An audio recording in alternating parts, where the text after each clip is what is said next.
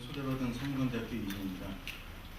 저는 오늘 빅게임이라는 오늘 새로운 게임의 장르에 대해서 말씀드리려고 그러고요. 이 게임이 어떻게 게임의 경계라는 것을 넘어서서 새로운 게임의 모습을 보여주는가, 그리고 가능성을 보여주는가라는 그런 주제를 말씀드릴 거고요. 이전 주에 미리 많은 분들이 게임이 예술이냐 아니냐 이런 걸 가지고 많이 말씀을 하셔서 저는 그냥 이런 것도 있으니까 한번 보시고 이것들이 여러분들의 창의성을 어떻게 자극해서 새로운 아이디어를 생성해낼 수 있겠는가라는 부분만 좀 봐주셨으면 좋겠습니다.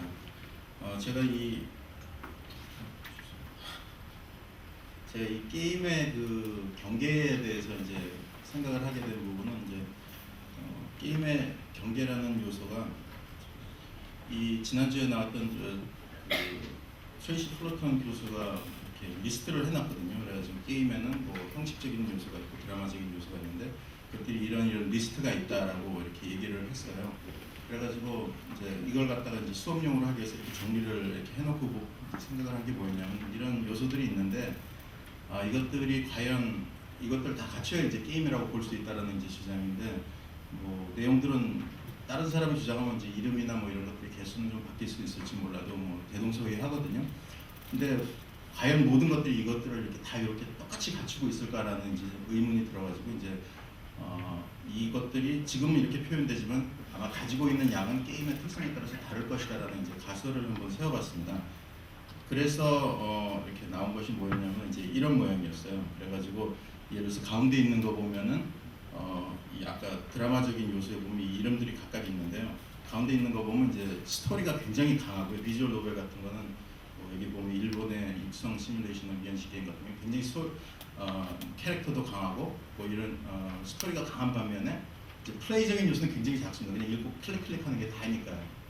그럼 반면에 이 끝에 가서 가상 토이 유형 같은 걸 보면은 심스류 같은 것들이죠. 이런 것들을 보면은 스토리도 굉장히 강하고 플레이적인 부분이 굉장히 강합니다. 그래서 뭐 작가가 얘기했듯이 이것은 일렉트로닉 토이다라고 얘기를 했듯이 게임보다는 그래서 어떻게 보면 플레이적인 갖고 노는 소극적인 이유 뭐 이런 것들을 이렇게 나타낸 이런 모습들이거든요. 그래서 제가 관심을 가졌던 부분이 이제 그 경계에 대한 부분입니다. 이 요소 중에 하나가 경계라는 것인데요. 여기 바운더리스라고 있죠. 이 바운더리가 커지면 어떻게 되고 작아지면 어떻게 될까라는 이제 생각을 해봤거든요. 그래서 이 경계를 갖다가 강화시키면 제일 이제 왼쪽에 있는 그림처럼 플레이어가 가운데 있는 걸 먼저 보실까요? 가운데에 이제 일반적으로 게임에는 명확한 경계가 있어야 된다고 얘기를 합니다. 그래서 여기가 게임의 세계고 여기는 현실의 세계라는 걸 갖다가 게임 디자이너가 명확하게 구분을 해줘야 사람들이 그 안에 들어가서 게임에 몰입하고 또 나와서는 현실의 삶을 살고 이렇게 될 수 있다는 겁니다. 그래서 지금 보면은 사람이 현실에 있다가 게임의 경계 안에 들어갔다 나왔다 이렇게 되는 것이죠.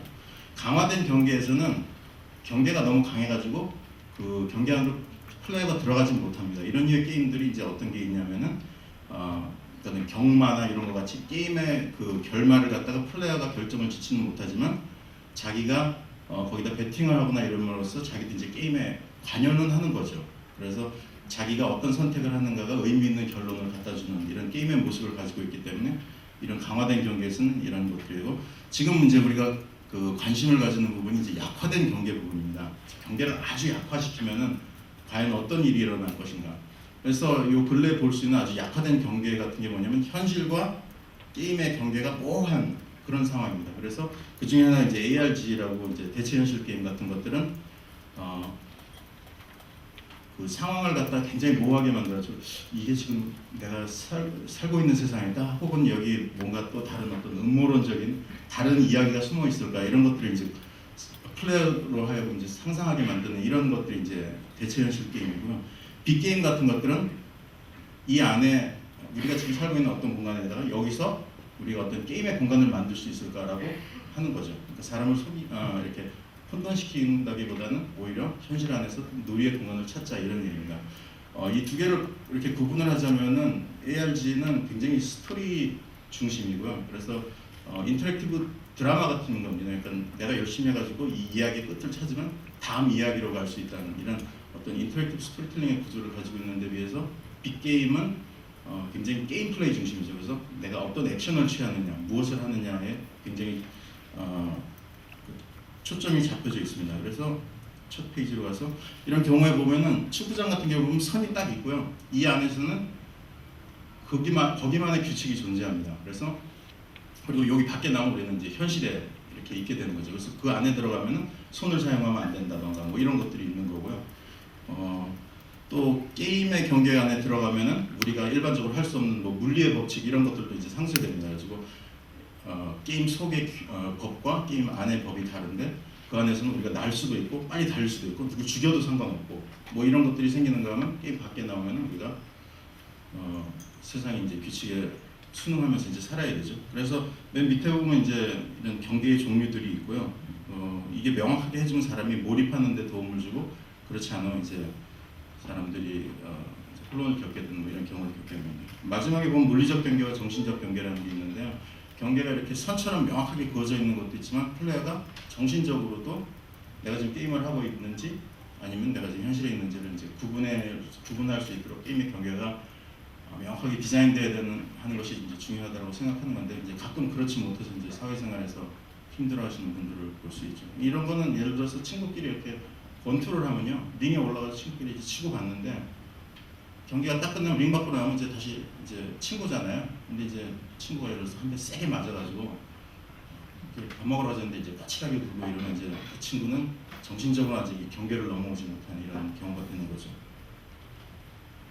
그래서 그런 이제 경계를 하기 위해서 뭐 간단하게 공간에 대해서 말씀드리자면 우리가 물리 공간이 있고요. 그다음에 가상 공간 지금 이제 굉장히 많은 활동들이 이루어지는 거 있다 하면은 세 번째 우리가 이제 상상으로든지 아니면 어떤 뭐 유비쿼터스 네트워크 같은 거라든지 뭐 이루어지는 어떤 혼재된 공간이 제3의 공간으로서 그리고 그것이 이제 게임의 하나의 가능성으로서 이 경계를 뛰어넘어서 만들어지는 것이라고 말씀드릴 수 있겠습니다. 뭐 이게 굉장히 길게 썼는데 빅게임을 갖다가 정의를 하자면요. 이제 그 처음에 이제 빅게임을 창시한 사람이 이제 이게 한 3, 4년 정도밖에 안 된 건데요. 프랭크 란츠 같은 사람이 이제 정의한 거로는 일반적인 놀이에다가 그 어떤 기술이 더해지고 그다음에 공간성이 더해져서 만들어내지는 이런 새로운 형태의 게임이라고 그러고요. 거기 이제 들어가는 기술이 뭐 모바일 기술이라든가 이런 것들이 많이 있는데요. 요즘에 이제 이것이 약간 진화를 하면서 이제 보여주는 모습은 뭐냐면은 기술보다는 게임성이 이제 치중하는 이런 이제 경향을 보입니다. 그래서 얼마큼이나 이것이 게임성을 갖출 수 있느냐에 굉장히 이제 집중을 하고 있고요. 제가 이거에 관심을 갖게 된 이유 중에 하나는 이제 그 경계에 대한 연구를 하다가 이제 그 맞아 떨어진 부분도 있고 그다음에 뭐 지난 몇 년 동안 인터랙티브 아트나 뭐 이런 그 부분들을 하다가 이것과 게임과의 연관성을 찾다가 온 부분도 있고요. 또 한 가지는 그 게임을 교육하는 데서 상당히 어려운 부분입니다. 학교에서 게임을 가르친다는 건 사실 게임은 상당히 많은 요소들을 가르쳐야 이 게임을 만들어서 그리고 학생들은 어느 정도는 이게 종작이 되는 걸 봐야 어느 정도 수긍을 하는데 그것이 없이는 이제 게임 교육을 하기 힘든데 이거 같은 경우는 요즘 이제 게임 디자인에서 굉장히 강조하고 있는 빠른 프로토타이핑과 많은 플레이 테스팅을 갖다가 쉽게 할 수 있다는 장점이 있거든요. 그래서 선택한 이유 중에 하나도 있습니다. 이게 이제 초기의 빅게임들이고요. 이게 제 1회 그 컴아웃 앤 플레이라는 빅게임만의 페스티벌이 있는데 거기서 이제 시연됐던 거고요. 왼쪽에 아래 위 거는 그 인베이더 게임을 갖다가 프로젝션을 한 다음에 밑에서 센서를 들고 그냥 왔다 갔다 하면서 이제 그 인베이더를 하는 그런 모습이고요. 저 위에 있는 건 팩 맨하탄이라고 뭐 어떻게 보면 빅게임에서 가장 유명한 그 맨하탄의 몇 개의 블락을 갖다가 그 팩맨의 어떤 그 필드로 보고서 나서 사람들이 팩맨이 하고 뭐 대에서 막 뛰어다니는 그런 건데요. 아마도 여기서 한번 시연이 됐던 걸로 제가 알고 있습니다. 그 다음에 이제 많이 사용하는 게 이제 모바일을 이용해서 어떤 도시의 어떤 모습 같은 것들을 갖다 찍어가지고 웹사이트에 올려서 어떤 그 게임이 이루어지게 하는 뭐 이런 유형들이 많이 있는데요.